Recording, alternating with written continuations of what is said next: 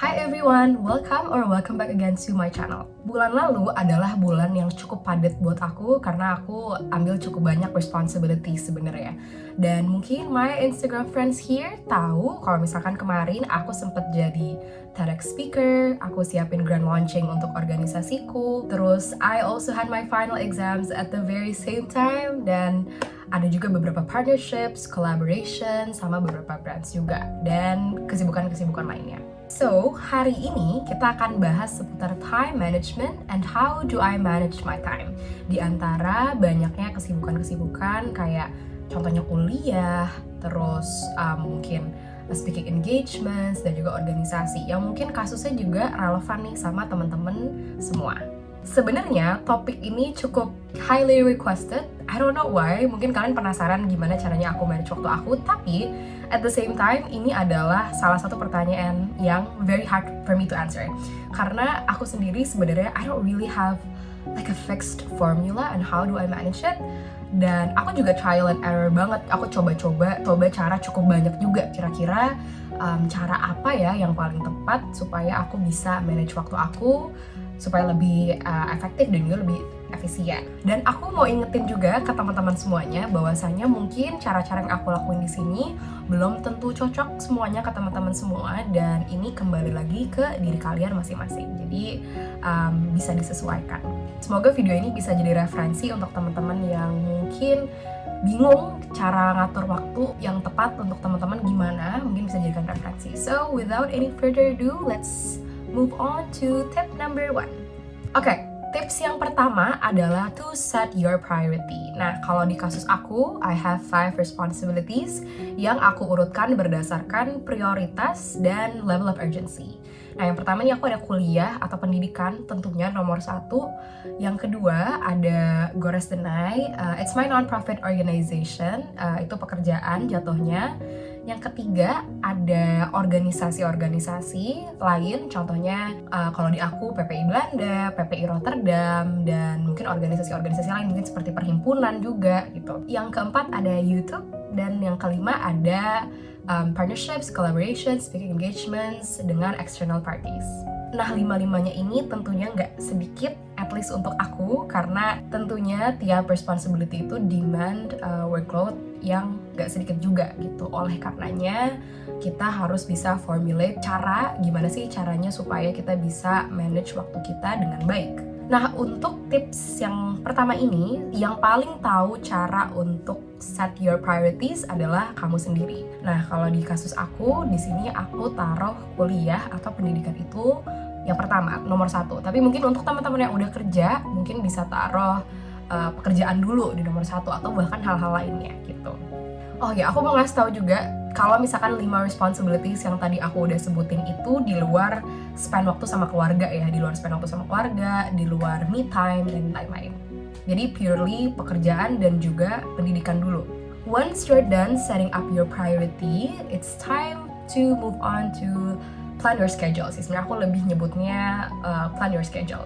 Dimana di sini kamu bisa lihat dulu nih, kira-kira dalam 1 bulan gitu ya. Aku biasanya lihatnya dalam 1 bulan, workload kamu untuk masing-masing tanggung jawab itu seberapa banyak. Nah, biasanya yang pertama kali aku lakukan adalah aku lihat jadwal kuliahku dulu nih yang pertama. Karena kuliahku itu pakai sistem blok, jadi kita bukan pakai sistem semester yang 1 semester 6 bulan, tapi kita pakai sistem blok, di mana 1 blok itu durasinya kurang lebih 1 bulan. Jadi emang helpful banget kebetulan. Nah, aku bisa lihat nih kira-kira dalam 1 minggu aku punya berapa kali lectures dan aku punya berapa kali tutorials. Jadi aku bisa plan my time, my schedule better in advance gitu.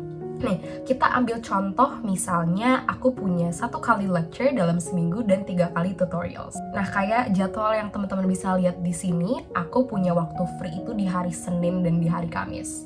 Nah, biasanya aku pakai untuk self-study atau persiapan belajar untuk kuliah besoknya gitu.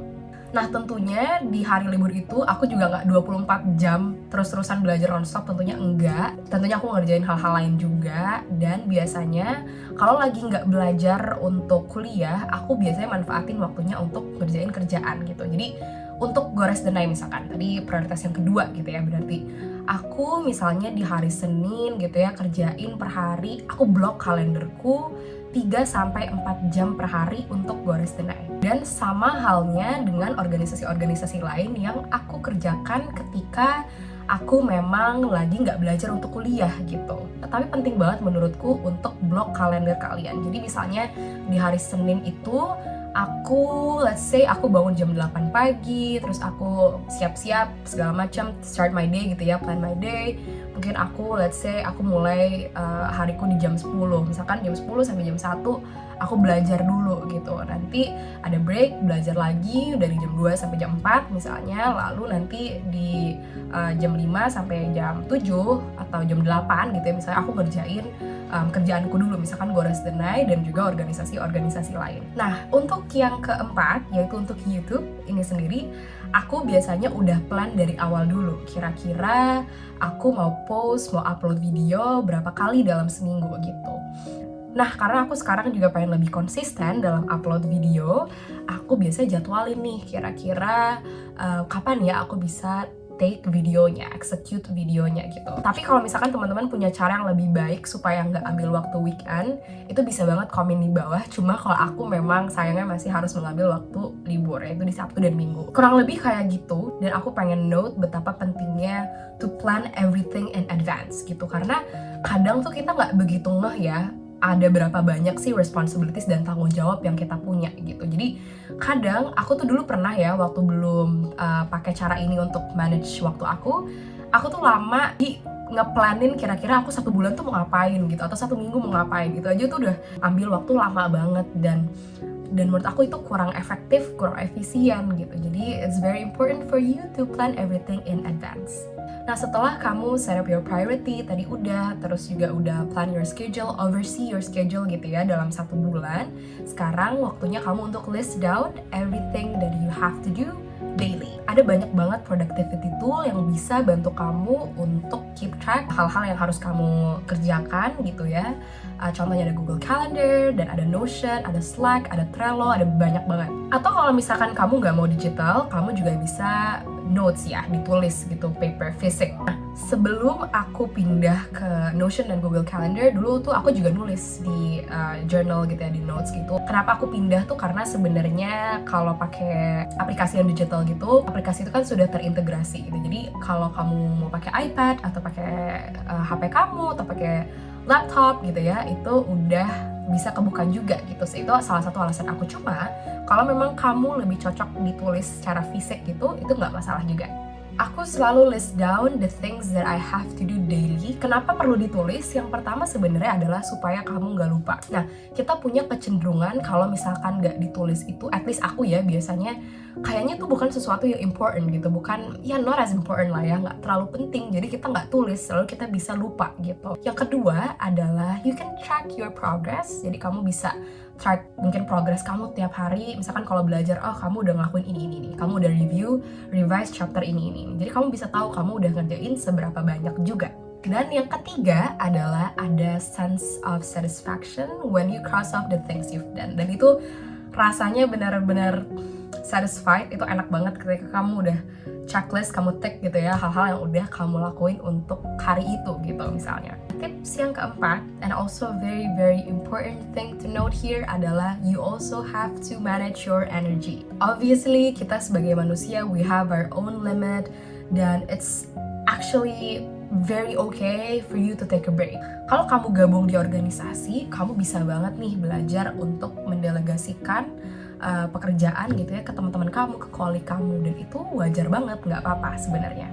Kamu juga bisa untuk tambahin jadwal meditasi kurang lebih 5-10 menit aja per hari. Atau kalau misalkan kamu weekday-nya tuh sibuk banget, kamu bisa coba di weekend deh untuk meditate, untuk refleksi gitu.